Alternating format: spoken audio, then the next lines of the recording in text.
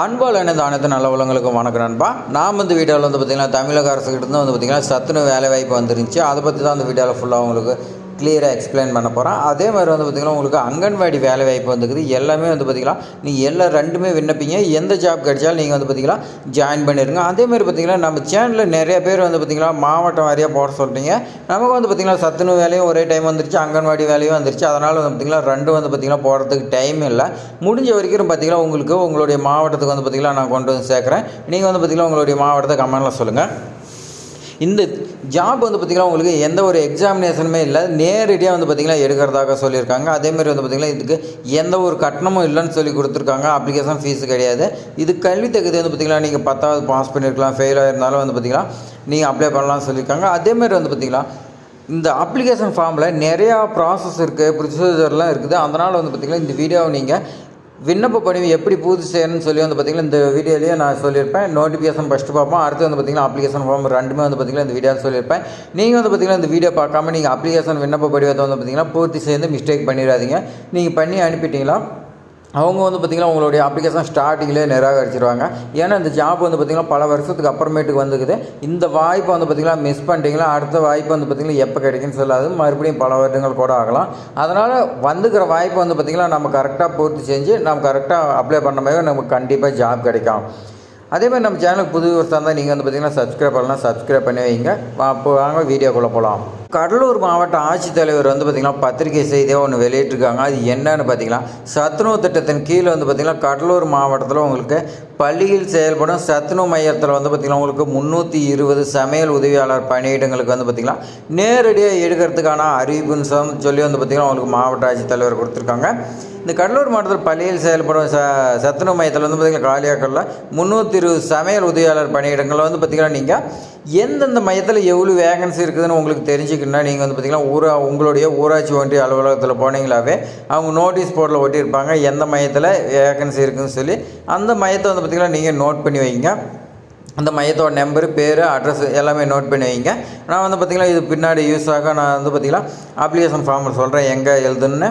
அதேமாதிரி பார்த்திங்கன்னா இந்த ஜாப் இனச்சுழற்சி முறையில் தான் பார்த்திங்கன்னா உங்களுக்கு எடுக்கிறதா சொல்லியிருக்காங்க.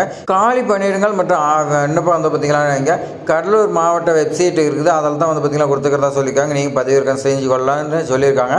நான் பார்த்திங்கன்னா டிஸ்கிரிப்ஷனில் கொடுக்குறேன், நீங்கள் செக் பண்ணிங்க. அப்படிலாம் பார்த்திங்கன்னா கடலூர் அவங்களுடைய வெப்சைட்டில் நீங்கள் செக் பண்ணிக்கலாம். அடுத்து பார்த்திங்கன்னா சத்துணவு மையங்களில் பார்த்திங்கன்னா சமையல் உதவியாளருக்காக பணி நியமனம் செய்யப்படுவதற்கு பார்த்திங்கன்னா உங்களுக்கு மாத சம்பளமாக 3000 தான் கொடுக்குறதா சொல்லி கொடுத்துருக்காங்க. ஒரு வருஷத்துக்கு அப்புறமேட்டு உங்களுடைய ஜாப் பார்த்திங்கன்னா திருப்திகரமாக இருந்துச்சுன்னா மறுபடியும் பார்த்திங்கன்னா எக்ஸ்டெண்ட் பண்ணுவாங்க. எக்ஸ்டெண்ட் பண்ணி பார்த்திங்கன்னா 3000லேருந்து 90,000 வரைக்கும் சம்பளம் இருக்குன்னு சொல்லி கொடுத்துருக்காங்க. அதேமாதிரி பார்த்திங்கன்னா இப்பணிக்கு பெண்கள் மட்டும்தான் விண்ணப்பிக்க இயலும்னு சொல்லி கொடுத்துருக்காங்க. இந்த ஜாப் முழுக்க பார்த்திங்கன்னா பெண்களுக்கானது, ஆண்கள் கிடையாது. அதேமாதிரி கல்வி தகுதி பார்த்திங்கன்னா நீங்கள் 10ஆம் வகுப்பு தேர்ச்சி பெற்றுக்கலாம். அப்படி தோல்வி அடைஞ்சிருந்தாலும் இந்த ஜாப் எலிஜிபிள்னு சொல்லி கொடுத்துருக்காங்க. வயது வரம்பு பார்த்திங்கன்னா பொதுப்பிரிவினர் மற்றும் தாழ்த்தப்பட்டவருக்கு பார்த்திங்கன்னா உங்களுக்கு 21லேருந்து 40 வயசுக்குள்ள இருக்கிறவங்க பார்த்திங்கன்னா இந்த ஜாபுக்கு விண்ணப்பிக்கலாம்னு சொல்லி கொடுத்துருக்காங்க. பழங்குடியினர் பார்த்திங்கன்னா 18 வயசுலேருந்து 40 வயசுக்குள்ளே இருக்கிறீங்க அப்ளை பண்ணலாம் சொல்லி கொடுத்துருக்காங்க. விதவை மற்றும் கணவர்கள் கைவிடப்பட்டவர் 20 வயது பூர்த்தி அடைஞ்சிருக்கணும். அதேமாதிரி 40 வயசுக்குள்ளே இருக்குன்னு சொல்லி கொடுத்துருக்காங்க. 20லேருந்து 40க்குள்ளே இருக்கிறீங்க விண்ணப்பிக்கலாம்னு சொல்லி கொடுத்துருக்காங்க. அதேமாதிரி தூர சுற்றில் எவ்வளோ டிஸ்டன்ஸ் கொடுத்துருக்காங்கன்னா நீங்கள் எந்த மையத்துக்கு பார்த்திங்கன்னா நீங்கள் விண்ணப்பிக்கிறீங்களோ அந்த மையத்திலேருந்து உங்களுடைய வீட்டுக்கு பார்த்திங்கன்னா 3 கிலோமீட்டர் தான் இருக்குதுன்னு சொல்லி கொடுத்துருக்காங்க. மாற்றுத்திறனாளிக்கு பார்த்திங்கன்னா உங்களுக்கு 4% ஒதுக்கீடு சொல்லி கொடுத்துருக்காங்க. அந்த 4% பார்த்திங்கன்னா ஒரு சில கண்டிஷன்லாம் கொடுத்துருக்காங்க. அது என்னென்னு பார்த்திங்கன்னா நீங்கள் குறைவான பார்வை திறன் இருக்கிறீங்க இருந்து நீங்கள் பார்த்திங்கன்னா கண்ணாடி போட்டு சரி பண்ணவங்களுக்கு கொடுக்குறாங்க. உடல் இயக்க குறைபாடு இருக்கிறவங்களுக்கு, ஒரு கால் இருக்கிறவங்களுக்கு கொடுக்குறாங்க. குணப்படுத்தப்பட்ட தொழில்நோய் பார்த்திங்கன்னா 40% இருக்கிறவங்க பார்த்திங்கன்னா கொடுக்குறதா சொல்லியிருக்காங்க. திரவ வீச்சினால் பாதிக்கப்பட்டவர், குறிப்பிட்ட கற்றல் திறன் குறைபாடு இருக்கிறவங்களுக்கு இவங்களுக்குலாம் பார்த்திங்கன்னா உங்களுக்கு 4% ஒதுக்கீடுதான் சொல்லி கொடுத்துருக்காங்க. அடுத்து பார்த்திங்கன்னா விதவை, கணவரால் கைவிடப்பட்டவர் மற்றும் ஆதரவற்ற பெண்களுக்கு பார்த்திங்கன்னா உங்களுக்கு 25% பார்த்திங்கன்னா உங்களுக்கு ஜாப் ஒதுக்கீடு சொல்லி கொடுத்துருக்காங்க. அப்போ பார்த்திங்கன்னா ஈஸியாக உங்களுக்கு கிடைக்கும். அந்த ஜாப் விண்ணப்பிக்கிறதுக்கு பார்த்திங்கன்னா உங்களுக்கு 29/4/2025 அண்ட் இதான் லாஸ்ட் டேட்னு சொல்லி கொடுத்துருக்காங்க. அதேமாதிரி வந்து பார்த்திங்கன்னா நீங்கள் எங்கே விண்ணப்பிக்கணும் உங்களுடைய ஊராட்சி ஒன்றிய அலுவலகத்தில் தான் நீங்கள் வந்து பார்த்திங்கன்னா போஸ்ட் மூலிமா அனுப்புன்னு சொல்லி கொடுத்துருக்காங்க. விண்ணப்பத்தோடு நீங்கள் வந்து பார்த்திங்கன்னா என்னென்ன சர்டிஃபிகேட்லாம் நீங்கள் அனுப்பணும்னா உங்களுடைய பள்ளி மாற்று சான்றிதழ், அதாவது வந்து பார்த்திங்கன்னா டிசி கேட்குறாங்க, நீங்கள் பள்ளிக்கூடத்தில் டிசி இருக்கலாம், அப்படி இல்லை டிகிரி படித்தவங்களுக்கு டிசி இருக்காது. அப்போ நீங்கள் டிகிரி வந்து பார்த்திங்கன்னா லாஸ்ட்டாக எது படிச்சிங்களா நீங்கள் அது வைக்கலாம். அதேமாதிரி பார்த்திங்கன்னா நீங்கள் பள்ளிக்கூடத்தில் படித்ததுக்கான மாற்று சான்றிதழ் ஏதாவது ஜெராக்ஸ் வச்சுருந்தீங்களா அது கூட வைக்கலாம். அதையும் வச்சுட்டு நீங்கள் வந்து பார்த்திங்கன்னா காலேஜில் முடிச்சு அது வந்து பார்த்திங்கன்னா லாஸ்ட் இருக்கிறது வைக்கலாம். நீங்கள் வந்து போகும்போது காலேஜுக்கு ஒரிஜினல் எடுத்துகிட்டு போகிற மாதிரி இருக்கும். 10th மார்க் ஷீட்டு கேட்குறாங்க, குடும்ப அட்டை நகல் கேட்குறாங்க, இருப்பிடச் சான்றிதழ் கேட்குறாங்க, ஆதார் அட்டை, கைவிடப்பட்டோர், மாற்றுத்திறனாளினா அதுக்கான சர்டிஃபிகேட் இருக்கும், அதெல்லாம் கேட்டிருக்காங்க. அதே மாதிரி இந்த ஜாப்க்கு இன்டர்வியூ கூப்பிடும்போது நீங்கள் வந்து பார்த்திங்கன்னா நேர் தேர்வுக்கு அசல் சான்றிதழ் வந்து பார்த்திங்கன்னா நேர்முக தேர்வில் கலந்து கொள்ளுன்னு சொல்லி கொடுத்துருக்காங்க. நீங்கள் நேர்முக தேர்வில் ஒரிஜினல் சர்டிஃபிகேட் எடுத்துகிட்டு போனால் இந்த ஜாப் வந்து பார்த்திங்கன்னா உங்களுக்கு அப்பயே நிராகரிச்சிருந்தா சொல்லி கொடுத்துருக்காங்க. அடுத்து வாங்க இப்போ அப்ளிகேஷன் ஃபார்ம் பார்க்கலாம். அப்ளிகேஷன் ஃபார்ம் வந்து பார்த்திங்கன்னா கடலூர் மாவட்டத்துக்கு இப்படி தான் இருக்கும். சமையல் உதவியாளர் காலி பணியிடங்களுக்கான விண்ணப்ப படிவம்னு சொல்லி கொடுத்துருக்காங்க. இதில் வந்து பார்த்திங்கன்னா லெஃப்ட் சைடில் உங்களுக்கு மாவட்ட பேர் வந்து பார்த்திங்கன்னா கடலூருங்கிறது அதே வந்து பார்த்திங்கன்னா மென்ஷன் பண்ணிட்டாங்க. ஊராட்சி ஒன்றியமா இல்லை நீங்கள் மாநகராட்சியில் இருக்கிறீங்களா அல்லது நகராட்சியில் இருக்கிறீங்களான்னு சொல்லி வந்து பார்த்திங்கன்னா கீழே எழுதிங்க. அடுத்து விண்ணப்பிக்கும் பள்ளின்னு சொல்லி வந்து பார்த்திங்கன்னா எந்த பள்ளியாக நீங்கள் அதை எழுதிக்கலாம். நான் வந்து பார்த்திங்கன்னா ஏற்கனவே நான் சொல்லியிருப்பேன், ஊராட்சி ஒன்றிய அலுவலகத்தில் நோட்டீஸ் போர்டில் ஒட்டியிருப்பாங்க. அதை வந்து பார்த்திங்கன்னா பள்ளியோட பேர், பள்ளியோட அட்ரஸ்ஸு என்ன எல்லாம் நோட் பண்ணி வைங்கன்னா அதை வந்து பார்த்திங்கன்னா அந்த பள்ளியோட பேர் நீங்கள் எழுதிக்கணும். ரைட் சைடில் வந்து பார்த்திங்கன்னா நீங்கள் உங்களுடைய ரீசெண்டாக எடுத்த பாஸ்போர்ட் சைஸ் ஃபோட்டோ வந்து பார்த்திங்கன்னா நீங்கள் ஓட்டுற மாதிரி இருக்கும். அடுத்து உங்களுடைய அப்பா பேர் அல்லது கணவர் பேர் வந்து பார்த்திங்கன்னா நீங்கள் எழுதிக்கலாம். நீங்கள் வந்து பார்த்திங்கன்னா கான்டாக்ட் பண்ணுறதுக்காக மொபைல் நம்பர் கேட்குறாங்க, ரீச் ஆகிற மாதிரி இருக்கிறத கொடுத்துங்க. அட்ரஸ் ப்ரூஃபுக்கு வந்து பார்த்திங்கன்னா நீங்கள் இருப்பிட முகவரிக்கு வந்து பார்த்திங்கன்னா ரேஷன் கார்டு வச்சுக்கலாம்னு சொல்லி கொடுத்துருக்காங்க. அது அப்படி இல்லைனா நீங்கள் வட்டாட்சியரம் வந்து பெறப்பட்ட ஏதாவது சர்டிஃபிகேட் வச்சாவே போதும்னு சொல்லி கொடுத்துருக்காங்க. அதேமாதிரி பார்த்திங்கன்னா நீங்கள் ஊராட்சி ஒன்றியத்தில் இருக்கிறீங்களா அல்லது மாநகராட்சி இல்லை நகராட்சியின் பேர் வந்து பேருங்களா கேட்குறாங்க, நீங்கள் எதில் இருக்கிறீங்களோ அதோட பேர் எழுதிங்க. இந்த ஜாப்க்கு வந்து பார்த்திங்கன்னா உங்களுக்கு மினிமம் 10th குவாலிஃபிகேஷன் தேர்ச்சி அல்லது தோல்வின்னு கேட்டிருக்காங்க. இது வந்து பார்த்திங்கன்னா நீங்கள் தேர்ச்சியாக தோல்வியான்னு சொல்லி எழுதிட்டு அதேமாதிரி பார்த்திங்கன்னா இந்த ஜாப்க்கு தமிழ் கட்டாயமாக எழுத படிக்க தெரிஞ்சிருக்குன்னு சொல்லியிருக்காங்க. உங்களுக்கு தெரிஞ்சிருந்தால் மட்டும்தான் இந்த ஜாப் நீங்கள் விண்ணப்பிக்க முடியும்.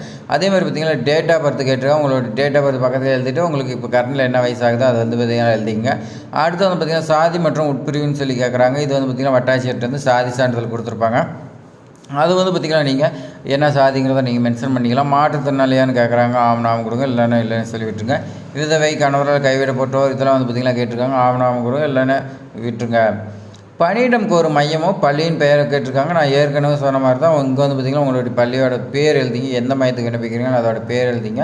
பக்கத்துலேயே வந்து பார்த்திங்கன்னா அதோட எண் எழுதிங்க. ஏன்னா வந்து பார்த்திங்கன்னா அந்த பேர் வந்து பார்த்திங்கன்னா கண்டுபிடிக்க முடியலனா கூட அந்த மையத்தோட நம்பருக்கு போட்டாவே வந்து பார்த்திங்கன்னா வந்துடும். அதனால் வந்து பார்த்திங்கன்னா அவங்களுக்கு யூஸ்ஃபுல்லாக இருக்கும். அதேமாதிரி பார்த்திங்கன்னா விண்ணப்பத்தார் வந்து பார்த்திங்கன்னா நீங்கள் 3 கிலோமீட்டர் டிஸ்டன்ஸுக்குள்ளே தான் இருக்குன்னு சொல்லி கொடுத்துருக்காங்க.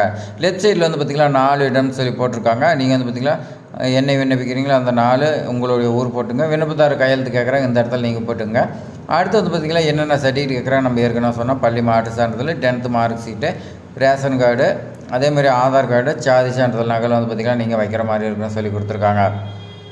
அவ்வளோதான் ஃப்ரெண்ட்ஸ். இந்த மாதிரி வந்து பார்த்திங்கன்னா இந்த வீடியோ வந்து பார்த்திங்கன்னா 8 நிமிஷத்துக்கு மேலே போயிட்டுருக்கு. இது இப்படி வந்து பார்த்திங்கன்னா ஒவ்வொரு மாவட்டத்துக்கும் நம்ம வந்து பார்த்திங்கன்னா வீடியோ போடும்போது உங்களுக்கு அங்கன்வாடி சத்துணவு வேலைங்கும் போது உங்களுக்கு ரொம்ப டிலே ஆகுது. அதனால தான் வந்து பார்த்திங்கன்னா 38 மாவட்டத்துக்கு போடும்போது டிலே ஆகுது. அதனால் முடிஞ்ச வரைக்கும் நான் போடுறேன். நீங்கள் வந்து பார்த்திங்கன்னா உங்களுடைய சர்க்கிளில் உங்களுடைய ஃபேமிலி மெம்பர்ஸ், ரிலேட்டிவ் யாராவது அந்தந்த மாவட்டத்தில் இருந்தாங்கன்னா அவங்களுக்கு ஷேர் பண்ணி விடுங்க, அவங்களுக்கு பயனடைக்கிட்டோம். அதேமாதிரி உங்கள் மாவட்டத்துக்கும் வந்து பார்த்திங்கன்னா கண்டிப்பாக வரும். என்ன மாவட்டம்னு சொல்லி வந்து பார்த்திங்கன்னா கமெண்டில் சொல்லுங்கள். இந்த வீடியோ பிடிச்சிருந்தால் லைக் பண்ணுங்கள், கமெண்ட் பண்ணுங்கள். தேங்க்ஸ் ஃபார் வாட்சிங்.